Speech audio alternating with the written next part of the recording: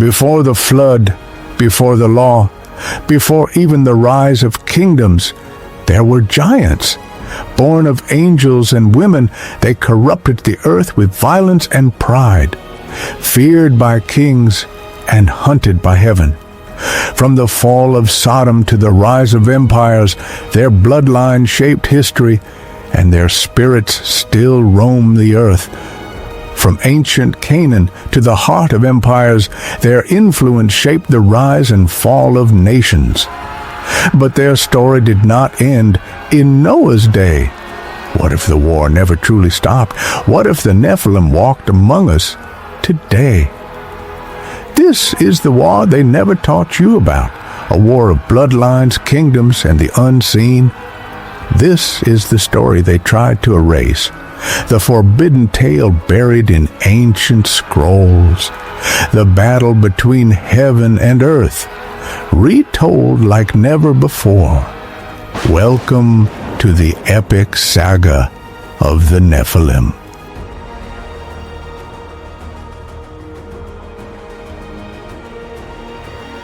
And it came to pass, in the days when the earth was yet young, and the generations of men began to multiply upon the face of the ground, that the sons of God beheld the daughters of men, that they were fair and full of beauty. And they took wives of them, all which they chose, not according to the ordinances of the Most High, but according to the lust of their hearts. Now the earth was filled with the sound of harvest and laughter, but also with murmuring and mischief. For men had turned aside from the path of righteousness, and the fear of the Lord was no longer upon their lips. Their hearts were proud, their hands swift to violence, and their imaginations corrupted from youth. In the heavens above, watchers beheld the descent of their brethren. These were the sons of the Elohim, celestial beings sent not to rule, but to serve. Yet they cast aside their station. 200 descended upon Mount Hermon, and there they bound themselves with an oath. They would no longer walk as servants, but as kings among mortals. And they went in unto the daughters of men, and they bare unto them mighty offspring, giants of old, men of renown. These were the Nephilim, great in stature, monstrous in strength, and terrible in countenance. Their footsteps shook the earth, their voices made the hills tremble. They ruled as gods among men, and the people bowed in fear. But woe unto the earth, for with their birth came terror. The Nephilim did not honor the breath of life. They devoured the labor of men, and when the fields yielded no more, they turned upon man himself. Flesh they consumed, blood they drank. Beasts and birds, creeping things and fishes of the sea, they defiled all, corrupting creation itself. Then did mankind cry out unto heaven, saying, O Lord of hosts, see what hath befallen thy creation. Is there no deliverance from the giants that consume us? And lo, in the courts of heaven, the cry of earth ascended. The Holy One, blessed be he, beheld the corruption of the world. For all flesh had corrupted his way upon the earth, and violence was great in the land. Then spake the Most High unto his angels, saying, Shall not my spirit strive with man forever? Behold, his days shall be numbered, 120 years shall I yet give him. Thus began the final generation before the great deluge.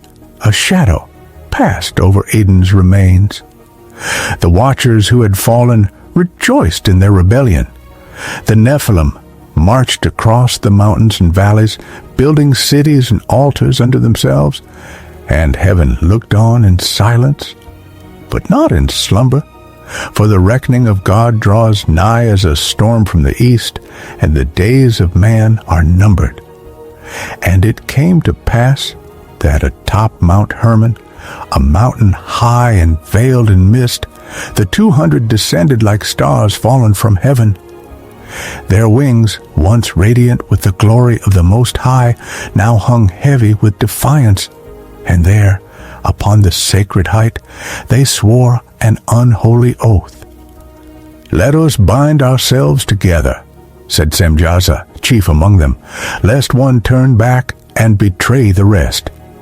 And they each clasped hand to hand and sealed their pact in shadow. Thus began the great rebellion of the watchers, those who were once sent to watch over man, now watching only for their own dominion. Their names are known to the heavens and hidden from the earth, yet among them were Arachiel, Ramiel, Tamiel, and Asael, mighty and ancient, whose gaze pierced veil and stone.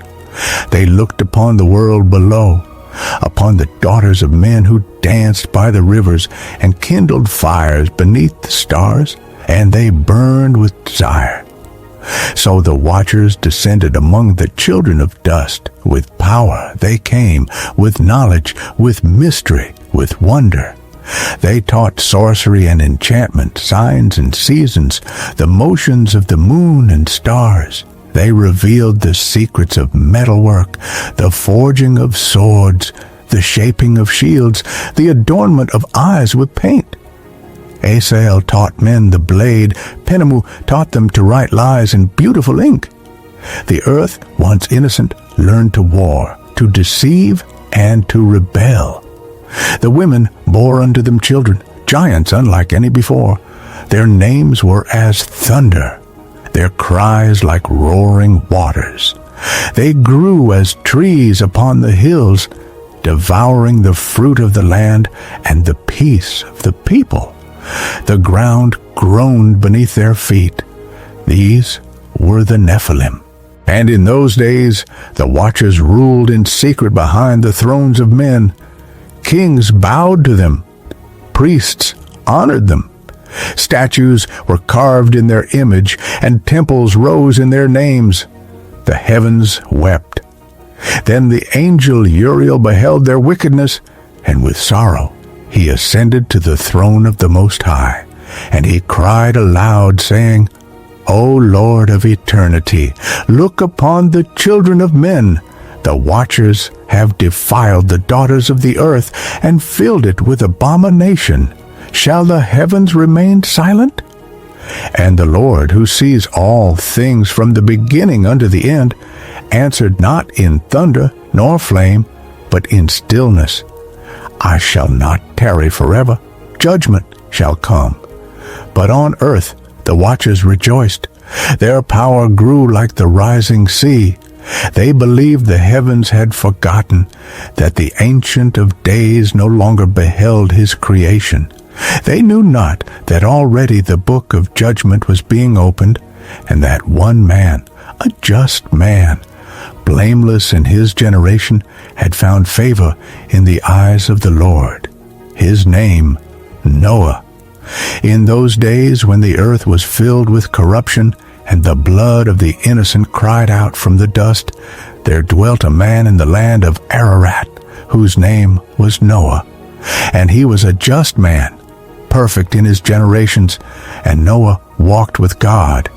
He was not mighty in stature, nor clothed in finery as the Nephilim, yet in his heart burned a light that the darkness could not quench. While others chased the gods of stone and giants, Noah raised no idol. He turned his face from violence and sought the counsel of the Most High beneath the stars.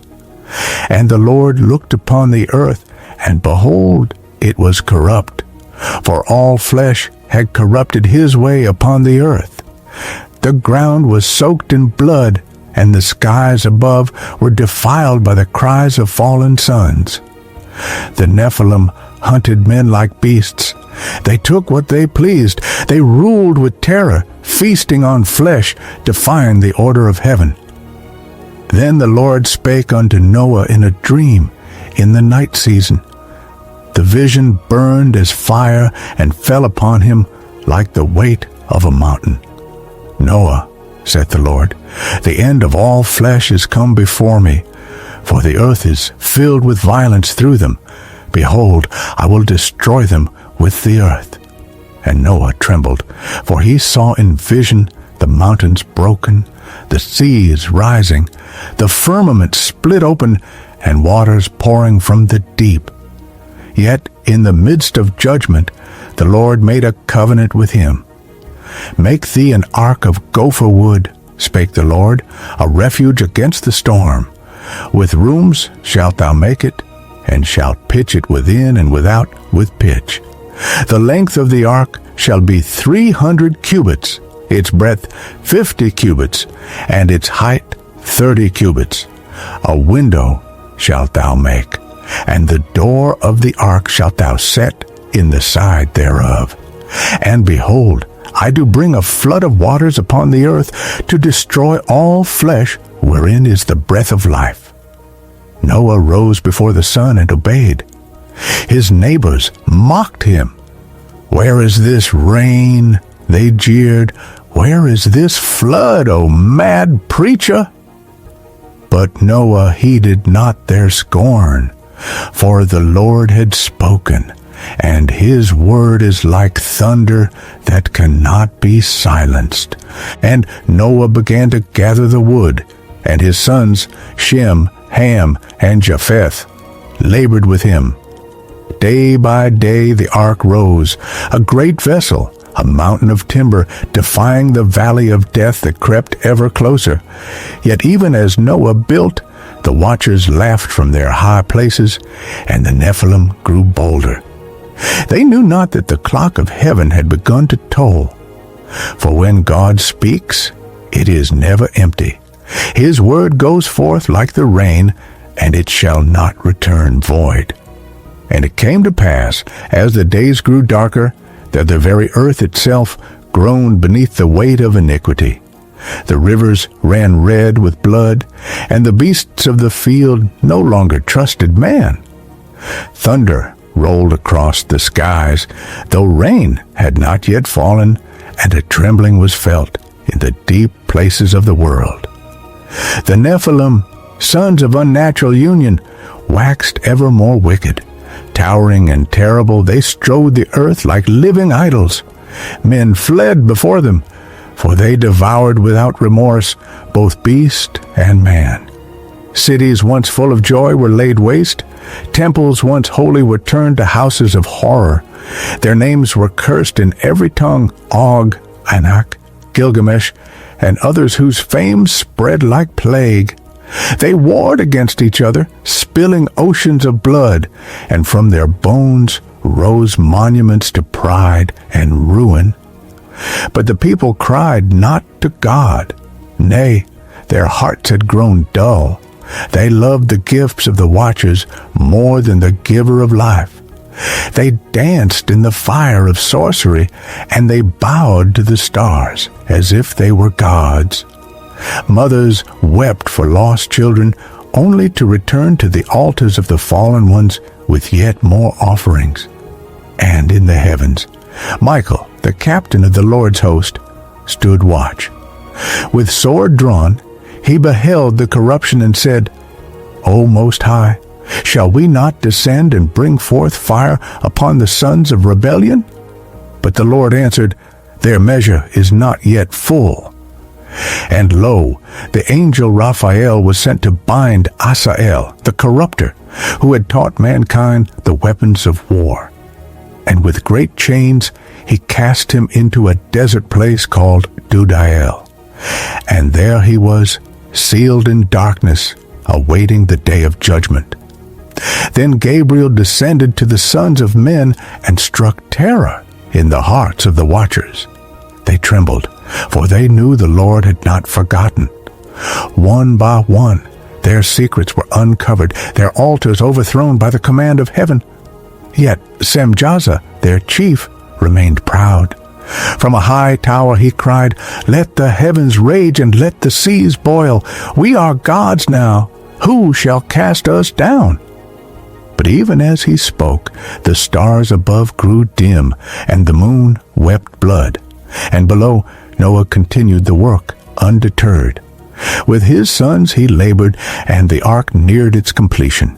The Lord gave him wisdom beyond men, and the timber obeyed his hand. Birds began to gather in the trees near his camp. Beasts came two by two, drawn not by instinct, but by the breath of God. And the people mocked no longer, for a strange silence fell upon the land. The wind whispered of things to come. Trees bent low. The sky turned bronze.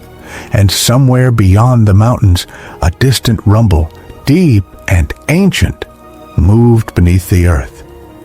And the Lord said unto Noah, Come thou and all thy house into the ark, for thee have I seen righteous before me in this generation. And the time of mercy drew short. The decree had gone forth, the sentence sealed. The fountains of the deep stirred in their chambers, and the vaults of heaven stood ready. But still the voice of the Lord echoed in the valley. One last time Noah stood at the gate of the ark, his beard gray with years, and his eyes bright with flame.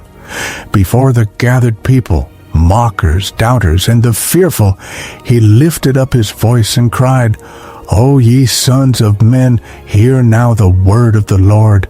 Turn ye from your violence and from the works of the watchers. Cast down your idols and humble your hearts.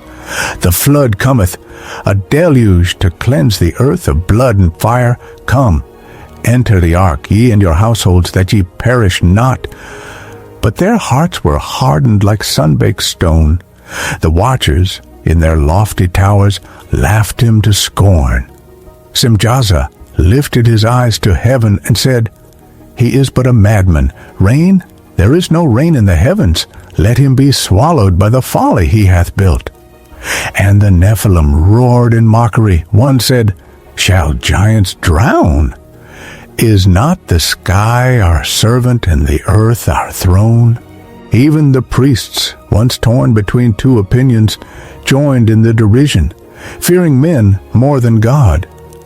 Yet there were some, few and trembling, who wept in the shadows, mothers with children, elders who remembered the old paths. But fear and shame held them back, and they dared not step forward. Then Noah turned and entered the ark, and behind him came his wife, his 3 sons, Shem, Ham, and Japheth, and their wives. The beasts of the earth, the fowl of the air, the creeping things by kind, all entered as the Lord had commanded. And when they had passed within, a great silence fell. Then the Lord shut the door. The sound was like the seal of eternity, final and sure. 7 days passed. The sun rose and fell, and still no rain. The people laughed louder. Where is the flood, O prophet? Shall we wait forever? They danced and drank, sang and warred, even as thunder rolled beyond the distant hills.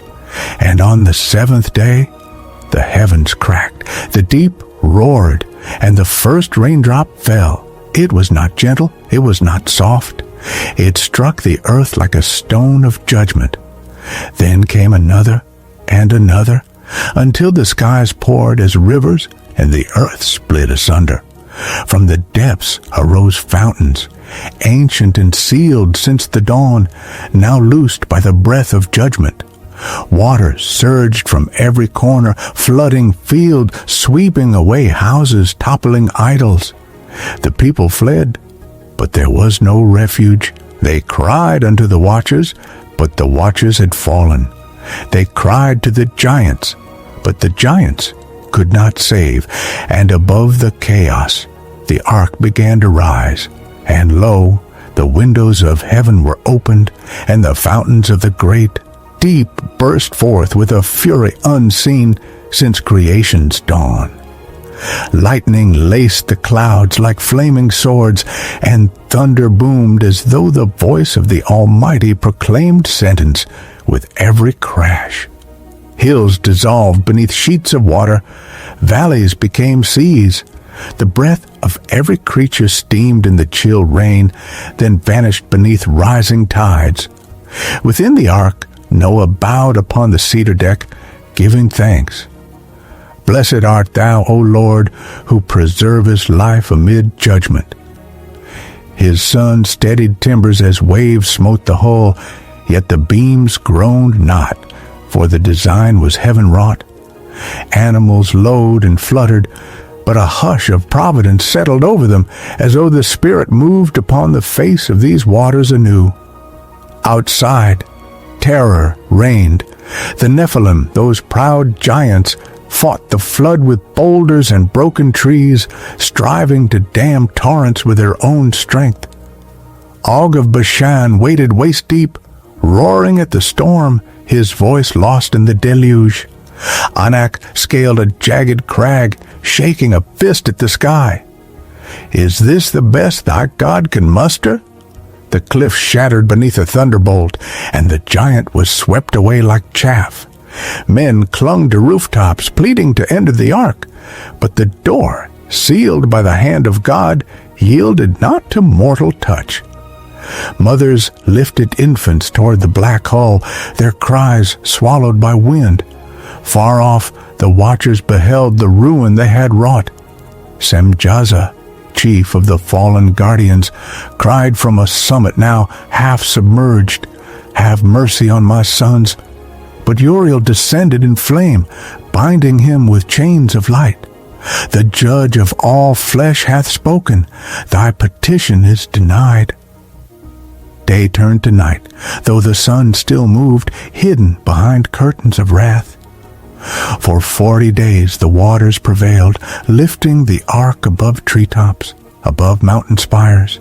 Creatures of the deep reached unfamiliar skies, swimming where eagles once soared. Yet even wrath bore mercy. Seeds uprooted by the flood drifted within mats of vegetation, destined to find soil when waters abated. Corpses of beasts became sustenance for fish that would replenish rivers to come. Thus, judgment and provision walked hand in hand. Inside, Noah recorded each dawn upon a waxed tablet, noting the rise of cubits, the cries without, the silence within. He prayed for the souls of the lost, though their fate was sealed. "Teach us, O Lord, to number our days," he whispered, "that we may gain hearts of wisdom." Raphael, sweeping low upon wings of alabaster, seized Asael the weaponsmith and hurled him into the boiling deep, where pillars of basalt closed like prison bars. Thus the makers of violence tasted their own doom. Between wrath and refuge, 8 souls waited, trusting the promise of dawn beyond the deluge. And the waters prevailed mightily upon the earth, and all the high hills that were under the whole heaven were covered. 15 cubits upward did the waters rise, and the mountains themselves were swallowed, as though the hand of the Almighty had drawn a veil across the earth to blot out its shame. All flesh perished that moved upon the ground, both of man and beast, creeping things and birds of the air. The breath of life departed from them, and silence stretched across the deep like a funeral shroud. But above the ruin, the ark floated, steadfast as a covenant, unmoved by tempest or tide. The winds howled around it, the waves raged beneath it, but it stood as a testament to obedience, to mercy, and to judgment. For within its wooden walls was kept the seed of the new world, and God remembered Noah, not as man remembers, with forgetfulness and delay, but with loving kindness and intent.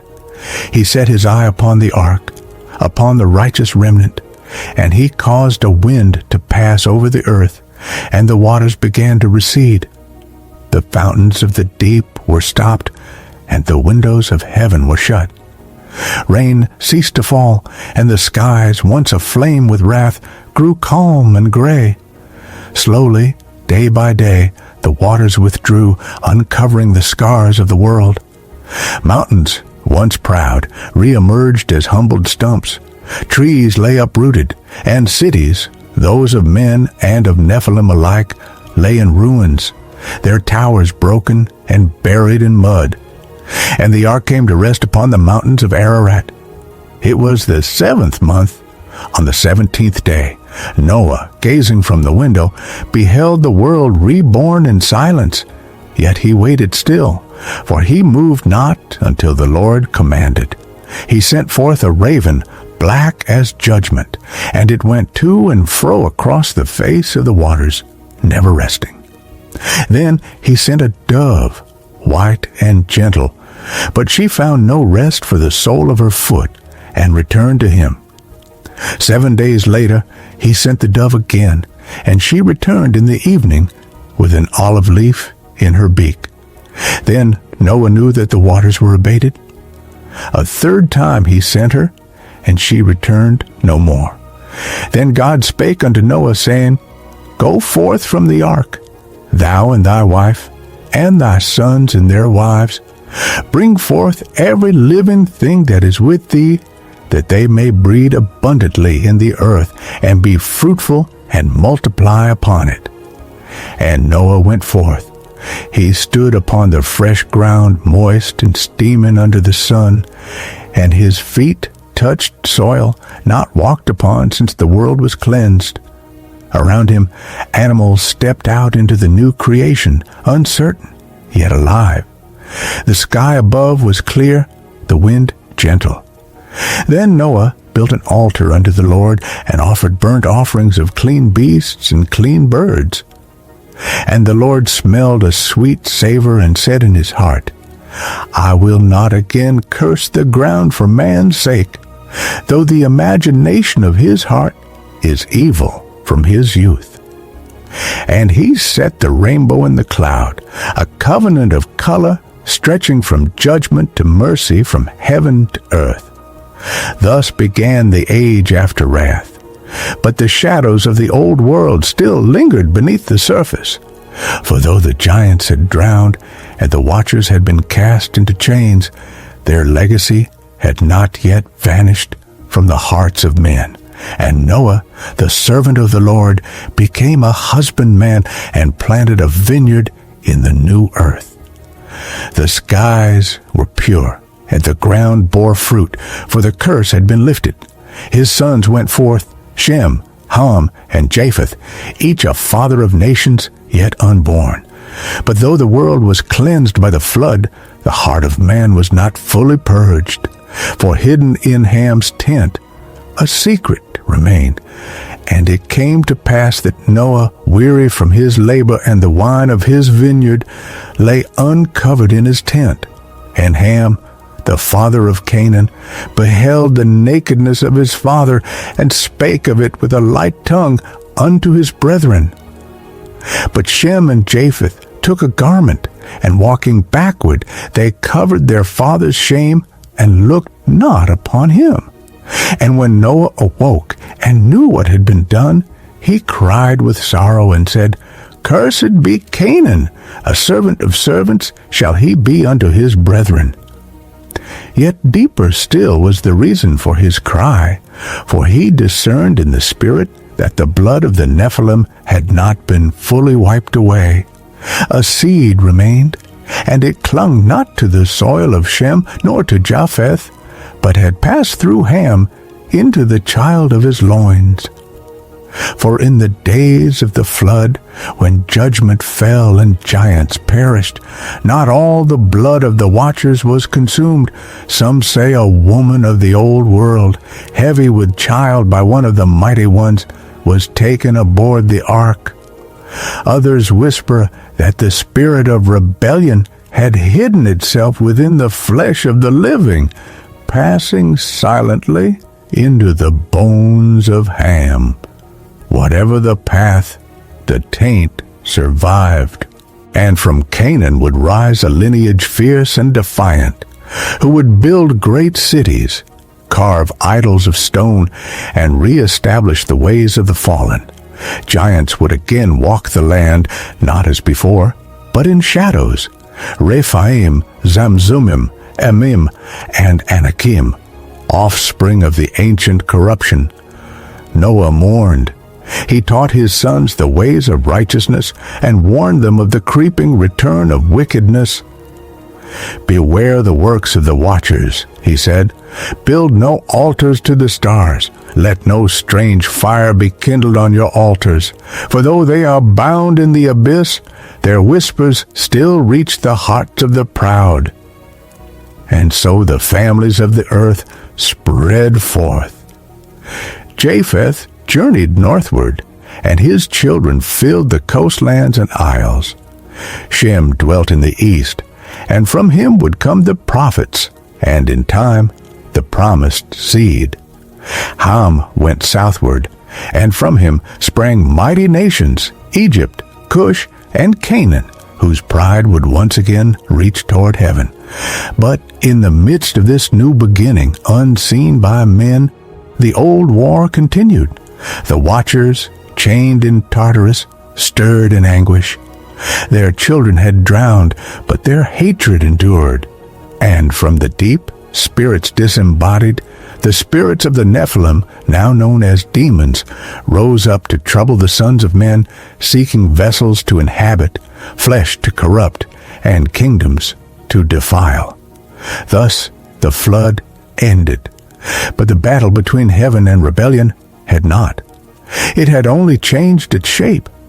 And it came to pass, as the sons of Noah multiplied upon the face of the earth, they journeyed from the east and found a plain in the land of Shinar, and there they dwelt. The ground was rich, and their tongues were yet one, and the memory of the flood was still carved in their bones.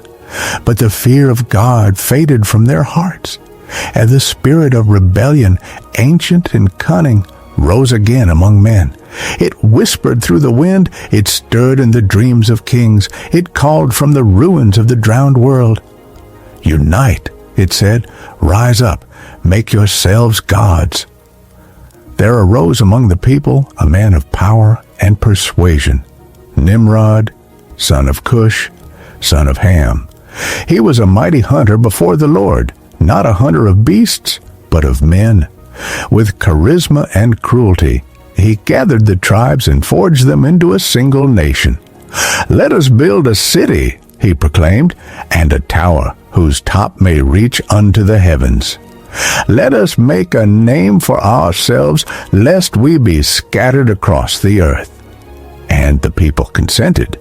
With bricks burned in fire and mortar mixed with blood, they built Babel, a city of ambition. At its heart rose the tower, broad at the base, narrowing like a spear aimed at heaven. Upon its steps they carved the signs of the stars, and at its peak they raised an altar, not to God, but to the old ones, the watchers imprisoned beneath the earth. They are not gone, Nimrod declared. Their wisdom lives in us. Their dominion shall rise again. The tower grew tall, and the pride of men taller still. But from the heavens the Lord looked down, and he said, Behold, the people are one, and they have all one language. And the Lord beheld the works of men upon the plain of Shinar, and he saw the tower they had raised, a stairway of stone forged in arrogance, crowned with rebellion. Its top reached into the heavens, not in worship, but in defiance. And the Lord said, Behold, the people are one, and they have all one language, and this they begin to do. Now nothing will be restrained from them which they have imagined to do. Come, let us go down, and there confound their speech. And so it was that the Most High descended, not in wrath, like the days of the flood, but in righteous judgment still. He walked unseen among them, and as they labored with hammer and fire, confusion entered their tongues. One cried for brick, but his brother heard water. One shouted orders, but his men fled, thinking curses were spoken. Tongues were torn asunder. Men raged in frustration, unable to speak or plan. The city that had been rising in unity now fell into chaos, and the mighty Nimrod whose voice once bound nations, stood helpless as his command scattered like dust in the whirlwind. Then the Lord stretched out his hand and struck the tower. Its peak shattered like pottery, and stones rained down upon its builders. Fire burst from the altar atop it, consuming the idols they had placed. The heavens above answered with thunder, and the earth trembled beneath their feet. Thus Babel fell not by flood, but by the confusion of pride. And from that place the peoples were scattered, each tribe bearing its own speech, its own tongue. Some fled to the east, others to the south and north. They wandered, building lesser cities, always remembering the ruin of Babel. And Nimrod, the hunter of men, was broken. He fled westward, and from his line would come empires drenched in blood, Assyria, Babylon, and kingdoms that remembered the ways of the watchers. Though the tower fell, the seed of rebellion endured, and lo, in the shadows, the spirits of the Nephilim rejoiced. They had no more need of towers, for they had found entrance into the hearts of men. Kings would now consult them in dreams. Priests would call them gods. Their names would return in myth and mystery: Baal, Moloch, Ashtaroth, and others, clothed in new forms, worshipped in high places and secret groves. But in the line of Shem, the Lord had planted a holy root. A man named Abram walked in the land of Ur, where idols were many, and gods were carved of stone. Yet his heart burned with questions, and his soul longed for the voice of the one true. And the Lord watched him. For though the rebellion spread like smoke across the earth, and the spirits of the fallen roamed freely, a covenant was coming. The flood had washed the world, but a promise would soon be spoken that would reach beyond the curse, beyond the tower, beyond the grave. A light in the darkness, a seed against the giants. And it came to pass, when the dust of Babel had settled, and the tongues of the nations were many, that the Most High searched the earth for one whose heart was set apart. Among the sons of Shem, in the land of Ur of the Chaldees, dwelt a man named Abram, son of Terah, a maker of idols. Yet Abram bowed not to wood nor stone. Though the temples of Ur were mighty, and the priests of the moon spoke with lying spirits, Abram turned away from them. His spirit stirred when he looked upon the heavens. The stars spoke to him, not with words, but with awe. And he knew there must be one above them, one who made all things, yet was not made.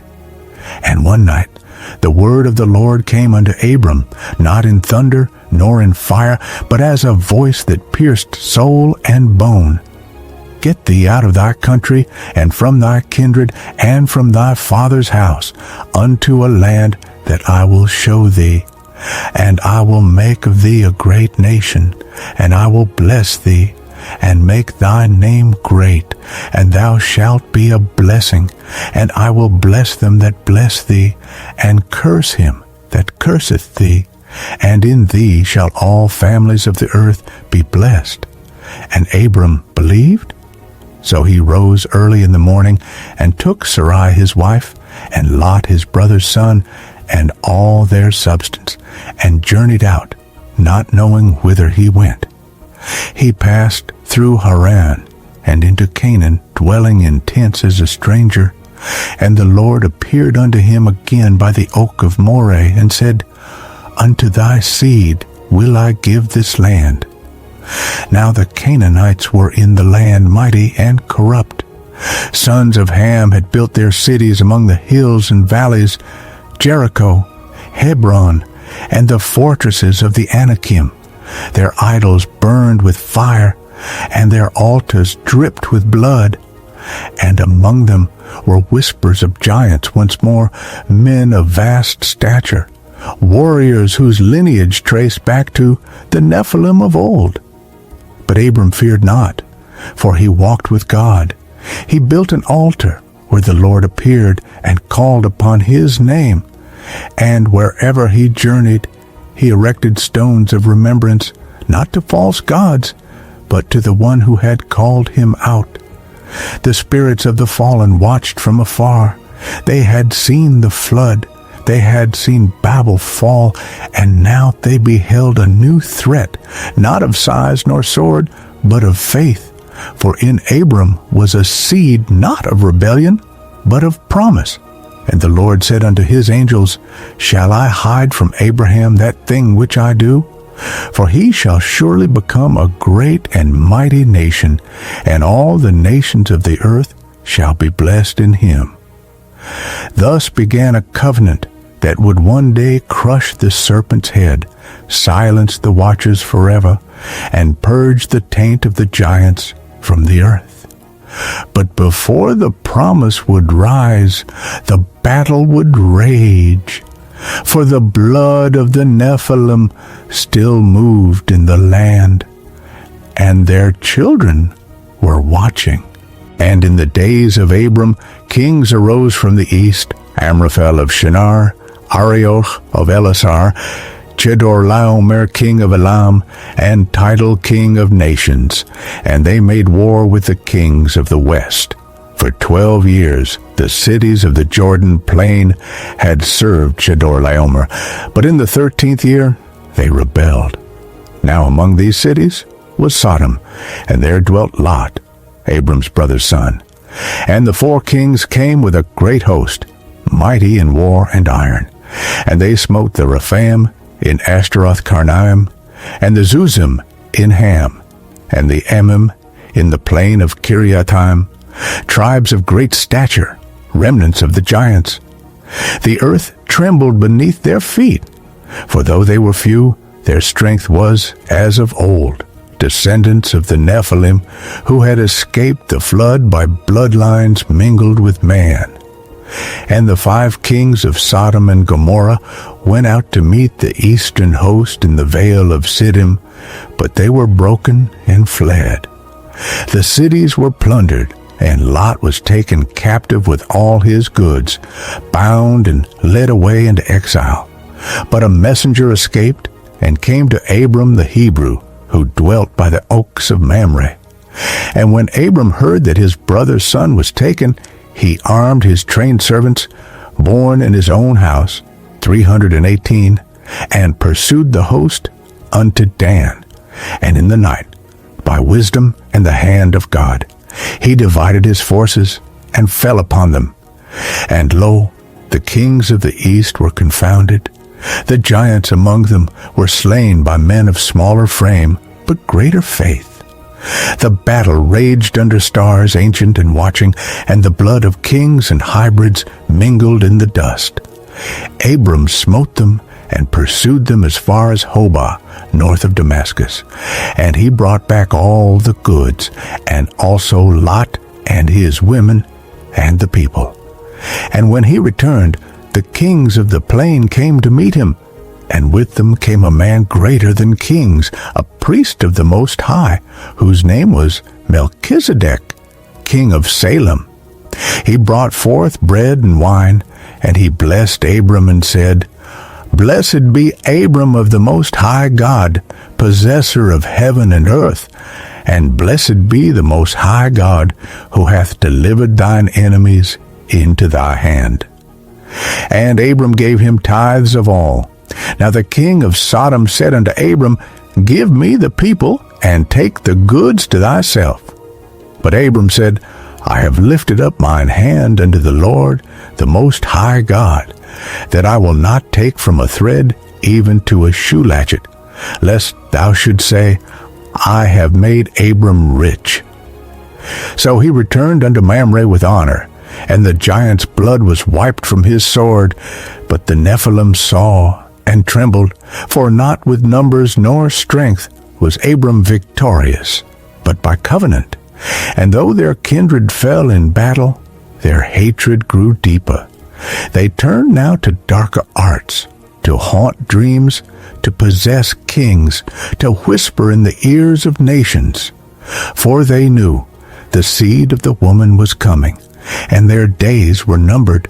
And after these things the word of the Lord came unto Abram in a vision, saying, Fear not, Abram, I am thy shield, and thy exceeding great reward.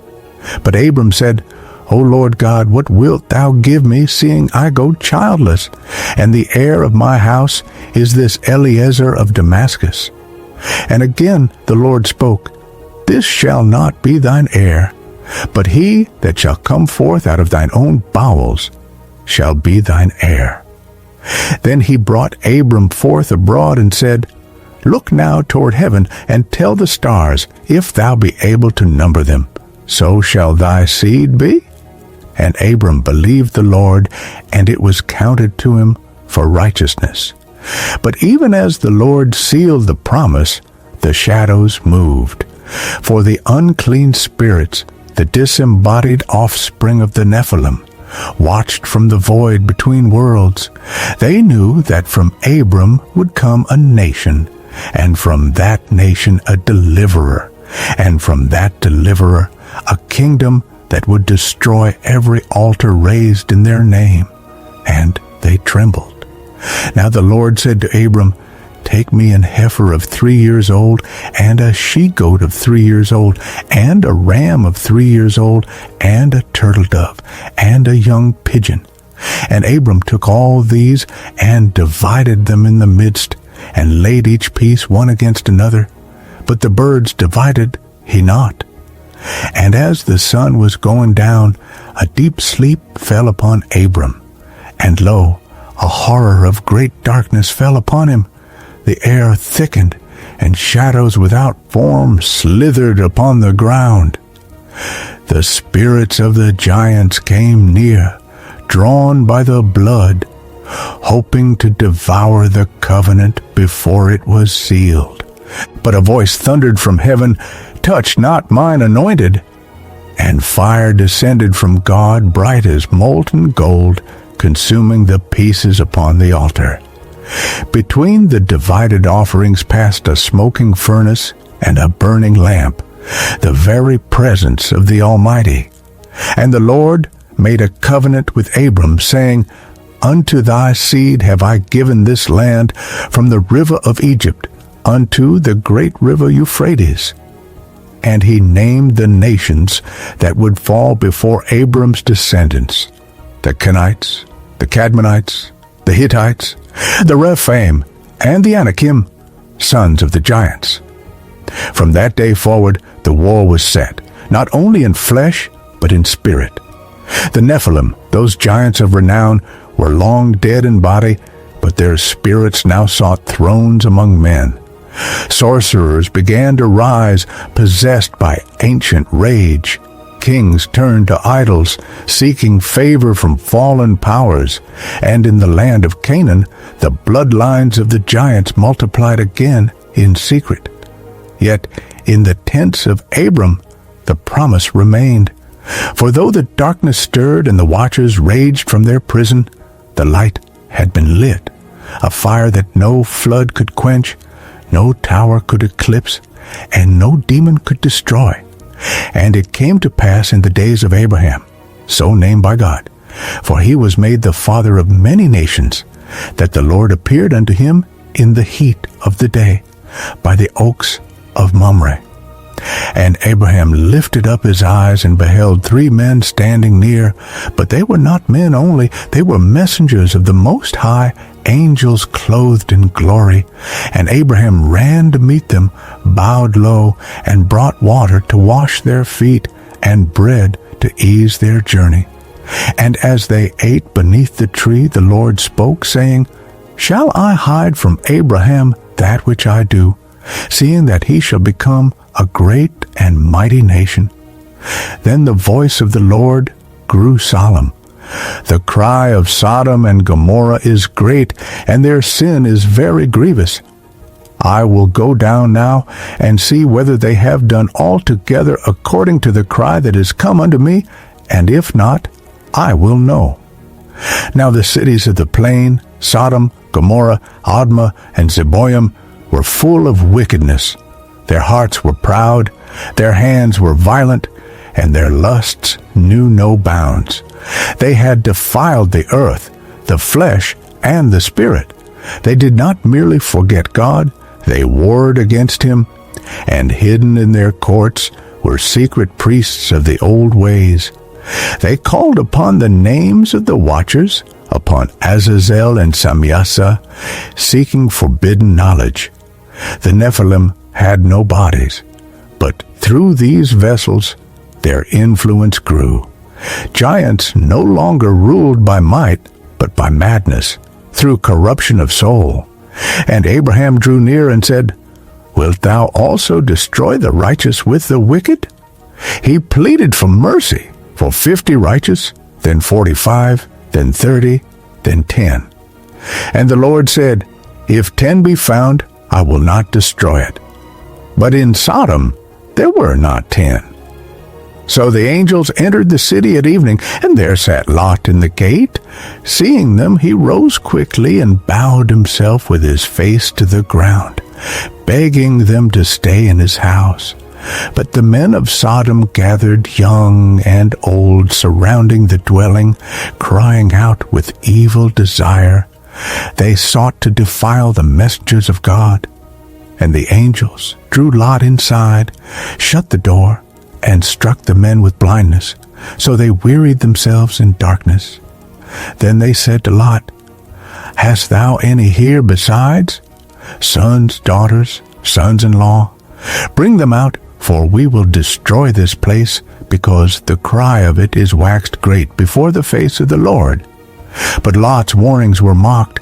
His own kin thought him mad, and as the dawn broke, the angels took Lot, his wife, and his 2 daughters by the hand, and led them out, saying, Escape for thy life, look not behind thee.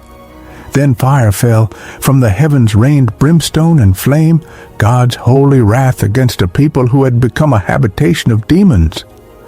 The ground quaked, the sky roared, cities were turned to ash. The waters of the Dead Sea rose in fury and swallowed all that breathed. And Lot's wife, looking back, became a pillar of salt, a monument to divided hearts. Thus were Sodom and Gomorrah destroyed, not for lack of warning, but for abundance of sin. The very earth cried out for justice, and justice came like fire upon the mount. And the spirits of the Nephilim, once again cast down, fled into desert places, but not destroyed. For they would rise again in other lands, in other names, through kings and kingdoms yet to come. And Abraham, from the hill above, beheld the smoke of the land as it rose like a furnace, and he remembered the covenant. And after the ashes of Sodom cooled, and the smoke was swallowed by the sky, Abraham journeyed onward. The Lord remembered his covenant, and in time unto Sarah in her old age was born a son, Isaac, child of laughter, seed of promise. For what the Lord had spoken, he fulfilled. But even as rejoicing filled the tents of Abraham, the darkness stirred. The spirits of the Nephilim, those ancient rebels bound to the earth, disembodied yet restless, still moved across the lands. They whispered into the ears of kings. They taught sorcery in secret chambers. They sought vessels, wombs, bloodlines, and thrones, through which their cursed legacy might endure. And among the nations, giants rose again, not always of stature, but of dominion, men of renown, proud and godless, building empires with iron and cruelty. From the hills of Bashan to the valleys of Canaan, the names of the fallen were echoed. Og, king of the Rephaim, whose bed was of iron, and whose reach spread across the Jordan. Enoch, whose sons terrified even seasoned warriors. They were the last strongholds of Nephilim blood upon the earth. But the Lord had a plan. Generations passed, and the seed of Isaac became a multitude. They went down into Egypt and were afflicted, but not forsaken.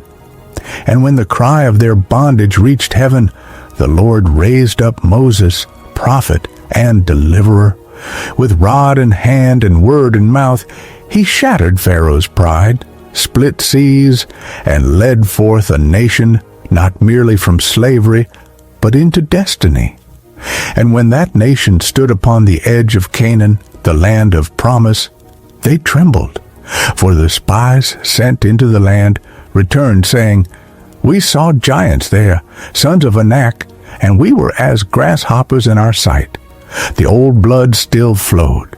But Joshua and Caleb cried out, "The Lord is with us, fear them not." And so began the conquest.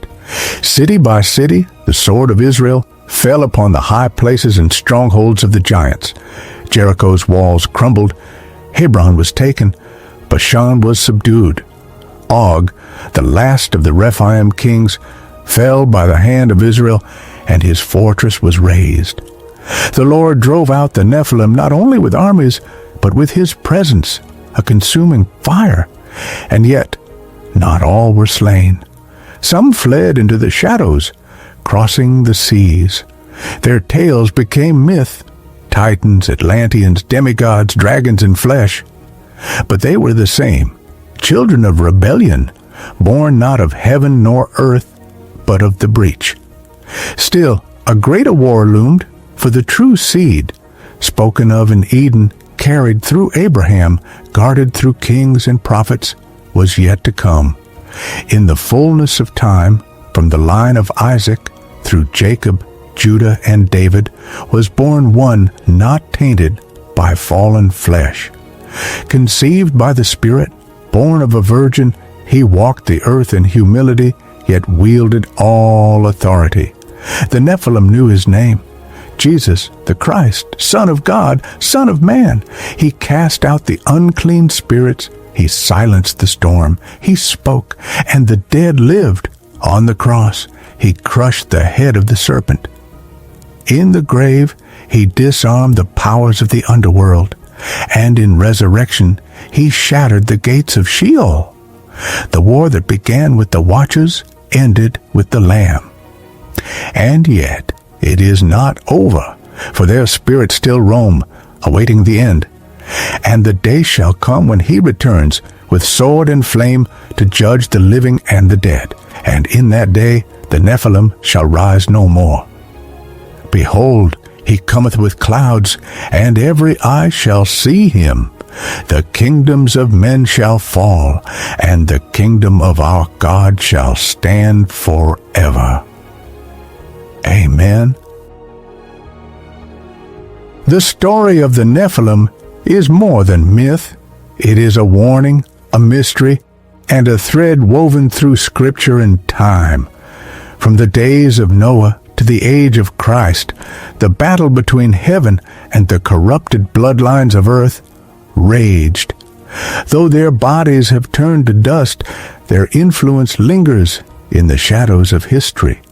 But in the end, light prevails, the promise stands, and the seed of the woman has crushed the ancient evil. If you were captivated by this powerful biblical epic, make sure to like this video, subscribe to our channel, and turn on notifications so you don't miss more epic retellings from the ancient scrolls. Share this story with others who love Bible mysteries, and let us know in the comments, which story should we tell next? Stay blessed.